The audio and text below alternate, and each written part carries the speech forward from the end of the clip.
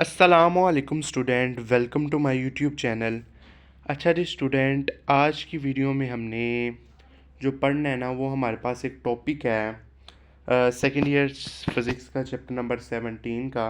ठीक है जी, वो हमारे पास जो टॉपिक है, ठीक है जी, चैप्टर 17 का elastic limit and yield strength.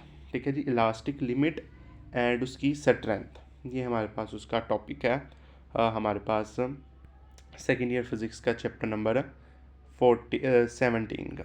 ठीक है जी, तो चलें हम इसको शुरू करते हैं, इसको पढ़ते हैं। तो सबसे पहले तो हमें पता होना चाहिए कि हमारे पास सब्सटेंस किस तरह के होते हैं, कितनी तरह के सब्सटेंस होते हैं। दो तरह के हमारे पास सब्सटेंस होते हैं, एक को हम कहते हैं डिल्यूट सब्सटेंस, एक को ब्रिटिलियल सब्सटेंस। डिट्यूल सब्सटेंस कौन से होते हैं? The substance which show plastic deformation until they break are called ductile substance. ऐसे सब्सटेंस जो हमारे पास प्लास्टिक डिफॉर्मेशन करें, यानी कि प्लास्टिक हमारे पास आपको पता होता है कि लचकदार होती है, थोड़ी सी लचक वाली होती है प्लास्टिक, थोड़ी सी वो ज़रा जल्दी टूटती नहीं है। ठीक है ना प्लास्टिक। तो ऐसी डिफॉर्मेशन जो प्लास्टिक में हो और उसको ब्रेक कर दे, उसको तोड़ दे। ठीक है जी, जब वो टूट रही हो तो उस प्लास्टिक में जो डिफॉर्मेशन हो रही हो तो वो डिट्यूल सब्सटेंस कहलाते हैं।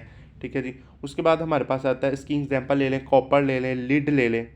ठीक है जी, कॉपर ले लें, लिड ले लें, ये हमारे पास ड्यूटल सब्सटेंस की एग्जांपल्स हैं। उसके बाद आ जाता है ब्रिटलियन सब्सटेंस।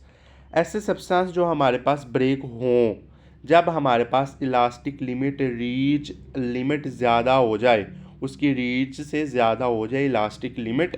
ठीक है जी, इलास्टिक लिमिट उसकी रीच से ज़्यादा हो जाए तो तब वो हमारे पास सब्सटेंस ब्रेक हों तो उसको ब्रिटलियन सब्सटेंस कहते हैं। और इसकी आपको पता है कि ग्लास इसकी बहुत अच्छी एग्जांपल है, ग्लास। अब आप करें कि गिलास को थोड़ा सा ऊपर से नीचे करें तो वो नहीं टूटेगा, जब तक उसको ऊपर से जर के ज़्यादा उस पर इलास्टिक लिमिट, आप एनर्जी ज़्यादा, फोर्स ज़्यादा नहीं लगाएंगे जब तक वो नहीं टूटेगा। तो वो हमने इलास्टिक लिमिट रीच से ज़्यादा की या तो वो टूटा, तो ऐसे सब्सटेंस को कहते हैं ब्रिलियंट सब्सटेंस कहलाते हैं। ठीक है जी। अब इसकी ये जो डायग्राम है मैं आपको बाद में समझाऊंगा। ठीक है जी, ये आपको बाद में समझाऊंगा डायग्राम। उसके बाद आता है कि स्ट्रेन एनर्जी हमारे पास क्या होती है। स्ट्रेन एनर्जी ऐसी एनर्जी होती है, the energy stored in a solid material due to elastic deformation is called strain energy. जब किसी सॉलिड में डिफॉर्मेशन, किसी सॉलिड की इलास्टिक डिफॉर्मेशन हो रही हो तो तब उसमें जो एनर्जी पैदा होती है, एनर्जी स्टोर होती है, उसको हम कहते हैं कि वो कौन सी एनर्जी है? स्ट्रेन एनर्जी है। ठीक है जी, वो कौन सी एनर्जी है हमारे पास है? वो स्ट्रेन एनर्जी है। तो the energy stored in a solid material due to elastic deformation is called strain energy. इसको हम कहते हैं कि वो स्ट्रेन एनर्जी है। उसके बाद इसकी एक्सप्लेनेशन कर लें। एक्सप्लेनेशन में आपने क्या करना है कि एक डिल्यूट मटेरियल लेना है, कॉपर वायर लेनी है आपने, उसका एक एंड आपने किसी स्पोर्ट के साथ बांध देना है, अटैच कर देना है, और दूसरे एंड के साथ वेट बांधना है आपने। ठीक है जी, आपने एक ले ली डिल्यूट सब्सटेंस, कॉपर वायर ले ली, उसका एक एंड आपने ऊपर बांध दिया, अटैच कर दिया, और दूसरे एंड के साथ आपने क्या बांध देना है? वेट बांध देना है। जिस तरह आप वेट को इंक्रीज़ करेंगे तो उस रस्सी में इंटेंशन एक्सटेंशन ज़्यादा होगी, वो ज़्यादा लचकदार होगी। ठीक है ना? यही, जब हम वेट को ज़्यादा करेंगे, वेट को इंक्रीज़ करेंगे, ठीक है जी, वेट को इंक्रीज़ करेंगे तो उस रस्सी में भी जो एक्सटेंशन होगी, लचक होगी, वो भी ज़्यादा हो जाएगी। ठीक है ना, वो भी ज़्यादा हो जाएगी। ये मैंने लिखा, consider for dilute materials such as copper wire, when one end of the copper wire is attached with a spot and a weight is attached at the other end of the copper wire. When the weight is increased, the more intention is produced in wire में बहुत ज़्यादा लचक पैदा होगी। The electronic device make a graph between force acting on the wire and extension produced in the wire। और एक हमारे पास एक इलेक्ट्रिकल डिवाइस होगी जो हमारे पास ग्राफ बनाएगी वायर की इंस्टेंशन के दरमियान, उस पर जो लगी हुई है उन फोर्स के दरमियान। तो वो हमारे पास क्या बनाएगी? इसका ग्राफ बनाएगी। तो यही ग्राफ हमारे पास ये है कि इसमें स्ट्रेस लगाएंगे तो उसकी स्ट्रेन बढ़ेगी, तो उसके दरमियान एक ग्राफ बनेगा।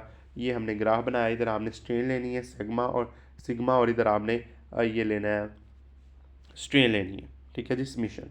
तो आपने स्ट्रेन ले ली, तो जिस तरह आप देखें कि स्ट्रेन ज़्यादा होगी, ठीक है जी, स्ट्रेन ज़्यादा होगी तो हमारे पास इस पर प्रोपोर्शनैलिटी लिमिट भी उतनी होगी।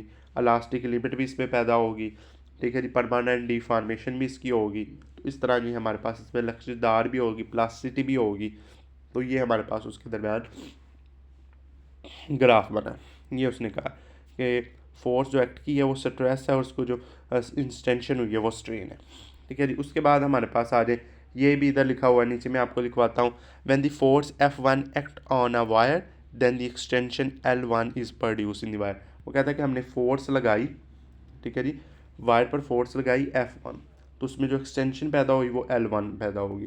तो देखिए जिस तरह कि हमने पहली फोर्स F लगाई तो एक्सटेंशन उसमें कितनी पैदा हुई, L एक्सटेंशन पैदा हुई, ठीक है ना। फोर्स थोड़ी लगाई तो एक्सटेंशन कम पैदा हुई, जितनी फोर्स लगानी उतनी एक्सटेंशन पैदा होनी है। फिर F1 फोर्स लगाई तो उसकी एक्सटेंशन L1 हुई, फिर F2 फोर्स लगाया तो उसकी एक्सटेंशन ये हुई। तो ये आपने ग्राफ इसका बनाना है, ठीक है जी। उसके बाद नीचे आ जाएँ, ठीक है जी, थर्मिकल कैलकुलेशन ऑफ स्ट्रेन एनर्जी। आपको पता है कि इनिशियल वैल्यू ऑफ फोर्स पहले क्या होती है, 0 होती है और फाइनल उसकी F1 है। तो उनका एवरेज निकालेंगे, दोनों को प्लस करेंगे, 2 पर डिवाइड करेंगे, तो एवरेज फोर्स कितनी आएगी, F1/2, ठीक है जी। The average work done of force F1 is producing tension L1। और इसका हमारे पास फार्मूला क्या होता है कि वर्क एवरेज फोर्स और इसकी इंटेंशन। तो वर्क हमारे पास क्या आ गया, 1/2 F1 और L1। ये हमारे पास इसका वर्क आ गया, W इज इक्वल 1/2 F1 और L1। तो वो कहता है कि ये वही वर्क डन है जो हमारे पास किसी वायर में पैदा हो रहा है, स्टोर्ड पोटेंशियल एनर्जी की सूरत में स्टोर हो रहा है, उसको हम कहते हैं कि वो स्ट्रेन एनर्जी है, ठीक है जी, स्ट्रेन एनर्जी है। उसके बाद देखें, वो कहता है कि the force during this extension is not remain constant. जब हमारे पास फोर्स एक्सटेंशन के दरमियान रिमेन कांस्टेंट नहीं रहेगी तो आपने क्या करना है कि एक्सटेंशन को डिवाइड कर लेना स्मॉल इंटरवल में। स्मॉल इंटरवल में आपने डिवाइड कर लिया, फिर देखिएगा कि उन इंटरवल में फोर्स रिमेन कांस्टेंट रहेगी। अब इसका क्या मतलब है, वायर में आप थोड़ी सी फोर्स लगाएंगे, एक्सटेंशन थोड़ी पैदा होगी, ज़्यादा फोर्स लगाएंगे तो यानी कि एक्सटेंशन हमारे पास फोर्स वायर में जो फोर्स है वो कांस्टेंट नहीं रहेगी, बढ़ती जाएगी, कम होगी कभी बढ़ेगी, कम होगी कभी बढ़ेगी। जिस तरह आप उसको इंटरवल में आपने डिवाइड कर देना है, स्मॉल इंटरवल में आप डिवाइड कर देंगे तो फिर उसमें जो फोर्स है वो इंटरवल में सेम रहेगी, कांस्टेंट रहेगी। तो so work done is find out by calculation area of rectangular and taking their sums, ठीक है जी। उसकी जो वर्क डन हम किस तरह फाइंड करेंगे, area of rectangular and taking their sums, उसका सम करके। ये मैंने ऊपर लिखा है, so the work area is equal to the area of a triangle O A B. Area of a triangle लेना है आपने, ठीक है जी, ओ ए बी, ये इसका आपने एरिया ऑफ ट्राइंगल ले रही है, ठीक है जी। Area of a triangle O A B is equal to the work done by force F1 is producing extension L1। तो ये मैंने लिखा है कि एरिया ऑफ ट्राइंगल का फार्मूला क्या होता है, 1/2 बेस और हाइट, बेस और हाइट। अब आपने, ये हमारे पास इसकी बेस है और ये हमारे पास इसकी हाइट है, तो बेस हाइट, तो 1/2 L1 इसकी बेस और हाइट इसकी F1।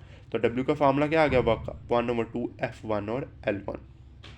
तो ये हमारे पास कौन सी एनर्जी है, स्ट्रेन एनर्जी है। यही वर्क डन हमारे पास किसके इक्वल है, स्ट्रेन एनर्जी के इक्वल है। उसके बाद नीचे आ जाए, strain energy in the term of elastic modulus. Elastic modulus का आपको फार्मूला पता होता है, स्ट्रेस ओवर स्ट्रेन, तो F1/A L1/L, तो F1L A L1। तो यहाँ से आप फोर्स हम निकालेंगे तो क्या आएगी, F1 is equal EA L1/L। ये हमने इसकी क्या निकाल ली, फोर्स लगा ली। तो हम अगर इसकी हम वर्क डन निकालेंगे, एरिया 1/2 EA L1/L और L1, तो L1 से कट गया तो हमारे पास क्या आ गया, F is equal 1/2 EA L1/L। ये हमारे पास इसका स्ट्रेन एनर्जी का फार्मूला आ गया in the term of elastic modulus. तो ये आपने याद रखना है, ये हमारे पास स्ट्रेन एनर्जी का फार्मूला है इन इलास्टिक मॉडुलस, और ऊपर जो वाला स्ट्रेन एनर्जी का असल फार्मूला है वर्क डन के हिसाब से। तो ये हमने पढ़ा कि आज की वीडियो में हमने टॉपिक पढ़ा elastic limit and yield strength, कि हमारे पास इसमें सब्सटेंस किस तीन तरह के होते हैं, दो तरह के सब्सटेंस होते हैं।